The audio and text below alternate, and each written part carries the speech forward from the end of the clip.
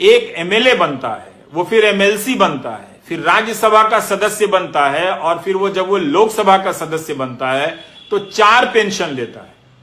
और आपसे कहा जाता है कि हम पेंशन नहीं देंगे, क्योंकि अंग्रेजी में 4 एडिटर बैठे हैं, वो आर्टिकल लिखते हैं कि गवर्नमेंट को ये बोझ नहीं उठाना चाहिए।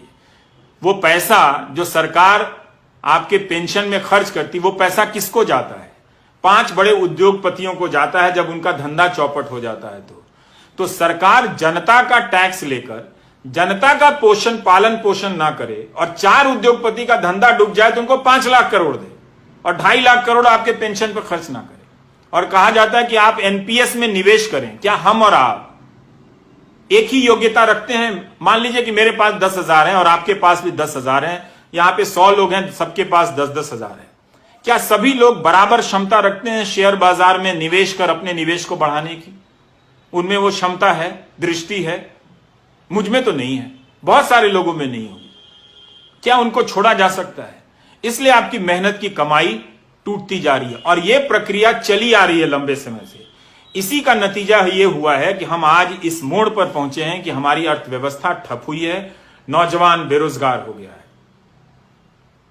तो आपकी जो नौकरी है वो व्यापक आर्थिक नीतियों से जुड़ी हुई है। अगर आप इसको नहीं लाएंगे बहस के केंद्र में, इसे मुद्दा नहीं बनाएंगे, इस पर आप अपने आप को नहीं आजमाएंगे, तो मेरे दोस्तों, ये बीच बीच में मेरी 40,000 की नौकरी, मेरी 50,000 सदस्यों की नौकरी, इसको लेकर आप लड़ते रह जाओगे, कोई फायदा नहीं होगा। 17 सितंबर को आपने इतना बड़ा आंदोलन किया, कोई फायदा नहीं हुआ। आप मेरी बात को सुनो, मेरे बारे में जो अफवाहें फैला रहे हैं वो फैलाते रहें। आईटी सेल का यही काम है, उनको मालूम है कि मैं बुनियादी सवाल कर रहा हूं, और ये वो सवाल है जो 2017 से उठाने के कारण मेरा मजाक उड़ाया जाता है, पर मैं जानता हूं कि यह गलत हो रहा है, इसका शिकार मैं भी हूं। अगर अर्थव्यवस्था नहीं बढ़ेगी तो मेरी भी कमाई नहीं बढ़ेगी।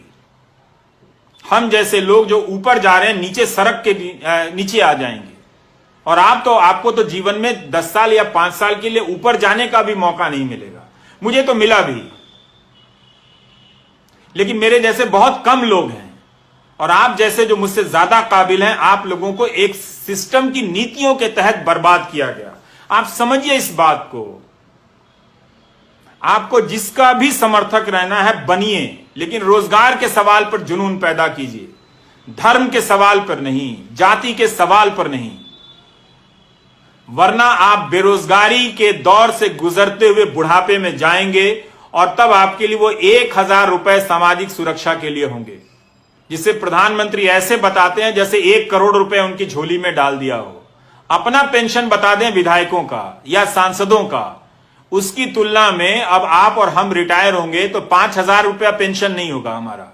हम कैसे जिएंगे, ये हमारा सवाल है। ऐसा नहीं है कि सरकार के पास पैसा नहीं है। अगर सरकार 10-10 लाख करोड़ रुपए बड़े उद्योगपतियों के बेल आउट पे खर्च कर सकती है, जो संख्या में सिर्फ 10 होते हैं या 100 होते हैं, तो सारे सरकारी कर्मचारियों को सरकार पेंशन दे सकती है। आपने 20 साल का यह दौर बिना पेंशन का देख लिया। कई लोगों ने जो ग्रामीण डाक सेवा में काम करते हैं, उनके किसी एक बच्चा बाहर के देश में नौकरी करता था, उसने लिखा कि यह समस्या बहुत बड़ी है, हमारे पिताजी और उनके दोस्तों का की पेंशन नहीं आ रही है, आप उठाइए। ये 2018 की बात होगी या 19 की बात होगी।